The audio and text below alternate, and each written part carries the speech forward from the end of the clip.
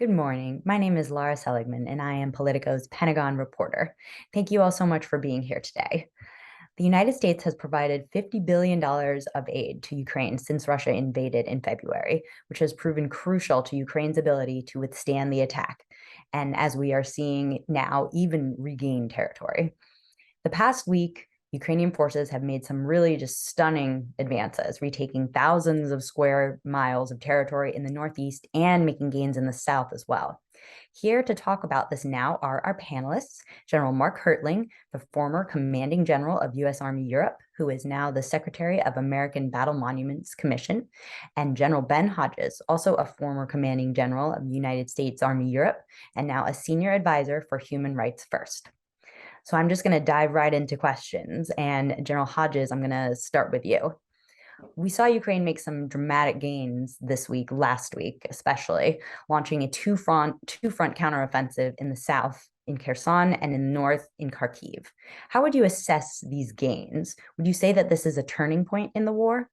Laura, it's certainly impressive. It's the result of a combination of thorough planning and preparation by the Ukrainian General Staff, a brilliant deception plan, very disciplined operational security, skillful employment of weapons that were provided by the West to degrade Russian command and control as well as logistics, and all aimed at a place where Russian forces are exhausted and have lost the will to fight. And so really a great example of what we call the operational art. I don't know that it's a turning point because you can't really identify a turning point until you can look back and see it. But I absolutely believe that the Ukrainians have achieved what I would call irreversible momentum. Yeah, I think that a lot of people would agree with you there. Looking forward, what do you see happening in Crimea? And General Hodges, maybe you could take this one. Do you think that Ukraine will attempt to push into Crimea? And will the US and NATO support this move? Well, first of all, everybody should be clear that Crimea is sovereign territory of Ukraine. It has been for decades. And so it's not should not be treated as some sort of special enclave where the U.S. has to give permission to Ukraine to liberate their own territory.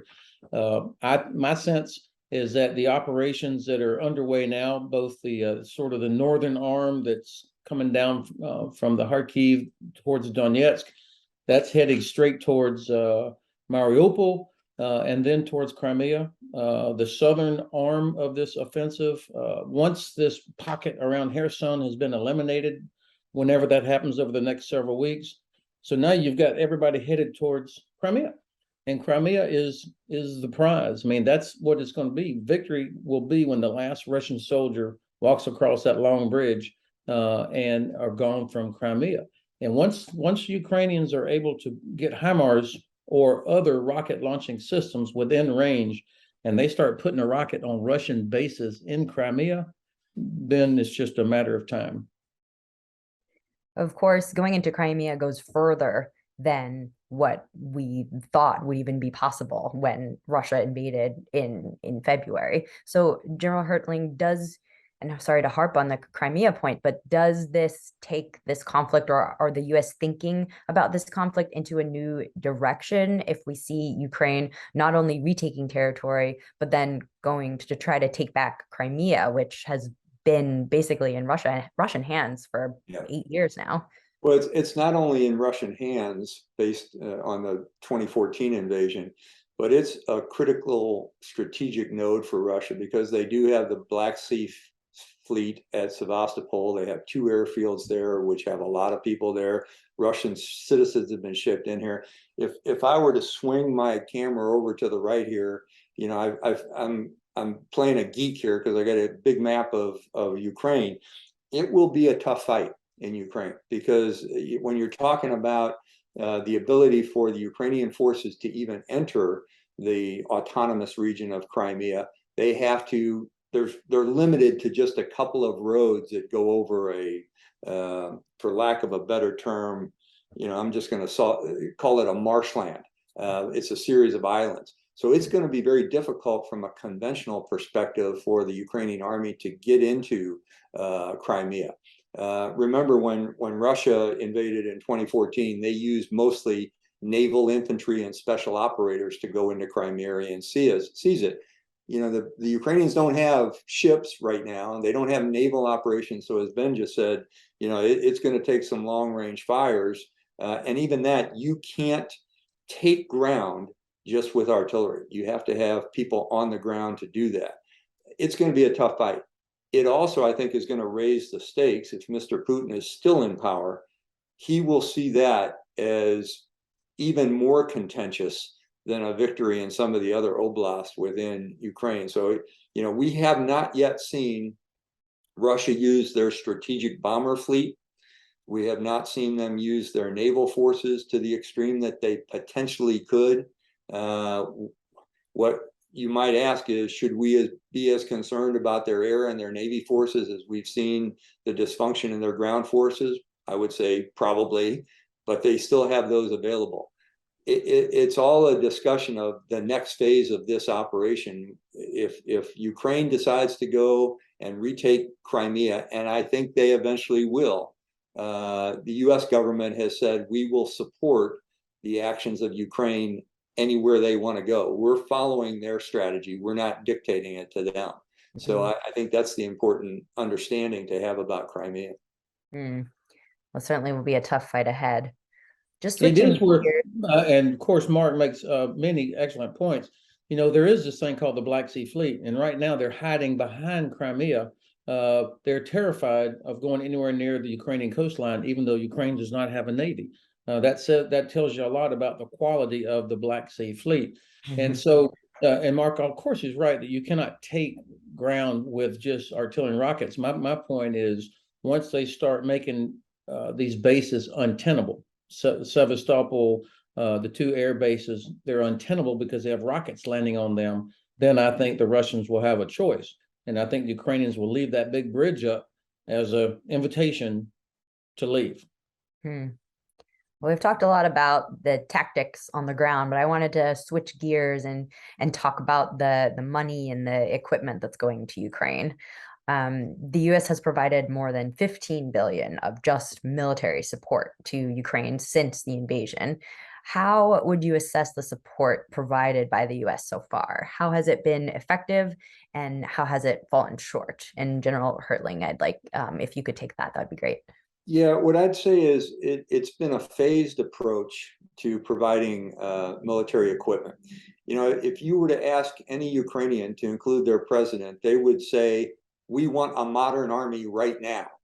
And unfortunately, to have a modern army right now, there's a lot of things that flow into that. It's extremely costly, but it's not just the cost of providing equipment. It is the ability to train, to conduct exercises, to know how to use the equipment. Now, Ukraine's army has been masterful in how they have used the equipment provided thus far. But remember, in phase one of this operation, we were providing shoulder-fired, technologically advanced weapons, primarily the Javelin and the Stingers. Those are relatively easy to train on, and they are highly effective when they're used properly. Ukraine showed that magnificently. Phase two of the operation, the attrition battle in the Donbass and the attrition battle in the other areas of operation, has been it's received success because phase two was focused on artillery systems, precision artillery systems, counterfire radars, and of course the famous HIMARS system that is just so devastatingly accurate and so effective in terms of countering the Russian use of artillery against mainly, by the way, civilian targets, that has allowed Ukraine to conduct small-scale counterattacks, small counteroffensives, not large counteroffensives, but it's really placed Russia on its heels and provided them the ability to lose their momentum and their morale. So now we're looking at phase three. What happens next? What you would like to have in this time would be conventional forces, tanks, infantry, artillery, engineers, good military intelligence feeds, a resupply system that works appropriately across a 1,500 to 2,500 kilometer front. All of that takes time. we're seeing the beginnings of mobile pieces of equipment, not necessarily tanks, but things that can maneuver around the battlefield. A lot of the MRAPs, a lot of the personnel carriers being given to the Ukrainian army by multiple countries. That has been exceedingly helpful. What I think is most important is something Ben and I did in Europe, and that's train our multinational partners. We've seen the first tranche of Ukrainian soldiers, a couple of thousand of them being trained by the UK. Now there's more being trained in the Nordic region that could contribute to this fight, that have a more advanced look at conventional operations. So the next phase is going to be interesting, and it's especially interesting as we go into the weather that's going to turn rough in just a couple of months, of having conventional ground maneuver forces that can retake territory. So that's the next tranche of, and that requires a modern army. Mm-hmm. And General Hodges, there's been a lot of talk about the potentially giving Ukraine the ATACMS missile system, the Army Tactical Missile System, that has a much longer range than the Gimler's rockets that we've already given Ukraine. It's almost 200 miles. Do you think that that's something that would benefit Ukraine in this next phase in the battle? Yeah, I do. Of course, the effect of long-range precision fires to be able to continue to degrade their logistics, degrade their command and control, is going to be an essential part to maintain the momentum of this counteroffensive and to continue on into the end game, the final victory. So. Look, I understand why the administration has been reluctant to do that and certain other things. But I have to say, this is the only thing about the administration's approach with which I disagree. I think that we have overestimated the risk of a nuclear escalation by the Kremlin. And so we have limited ourselves. As Mark said, we started off with Stinger, and you may remember there was arguments about whether to give Stinger because, oh my God, if a Russian helicopter was shut down by an American-made Stinger, it might lead to World War III. I mean, thankfully, we have continued this phased approach that Mark describes accurately, and the Russians have not done a single thing more at each time we've gone the next step. And so I think, it doesn't. The fact that we've provided 15 billion of aid, that's impressive. That's a lot, and of course, other nations follow our lead. But it's also irrelevant. The only metric that matters is the percentage of what's required for Ukraine to win. That's the metric that really matters. Mark will remember our logisticians, Army logisticians, are the best in the world, but they love to talk about, sir, I delivered 10,000 gallons of fuel. Well, that's great. I needed 30,000. So, the big numbers are not necessarily helpful. It's percentage of what's needed to win, to achieve the objective. And I think, Secretary Austin one day said, we're going to win, we're going to help Ukraine win, and we're going to hurt Russia so they can't threaten their neighbors. Unfortunately, he was never allowed to say that again.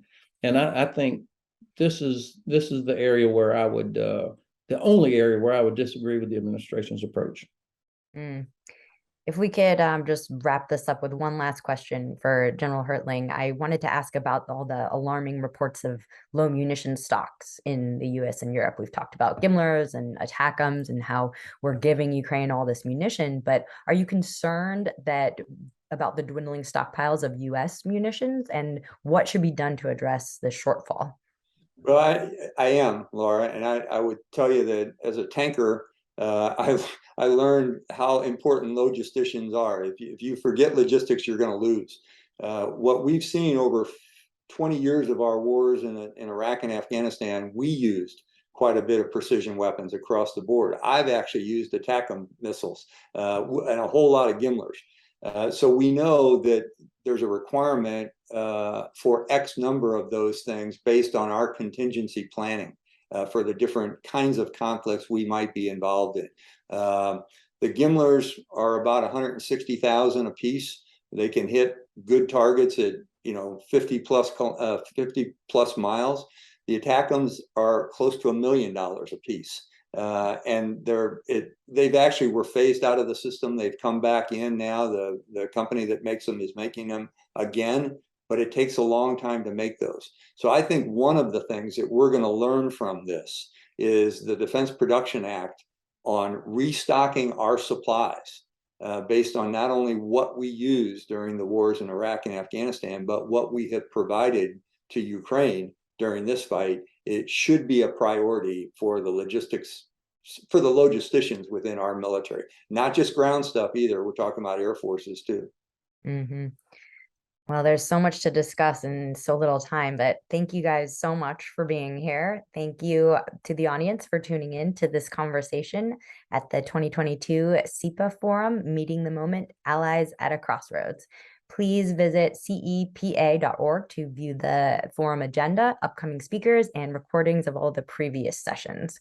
And be sure to follow CEPA's social media accounts to watch the rest of the forum and stay up to date on the latest analysis and upcoming events. Thank you so much.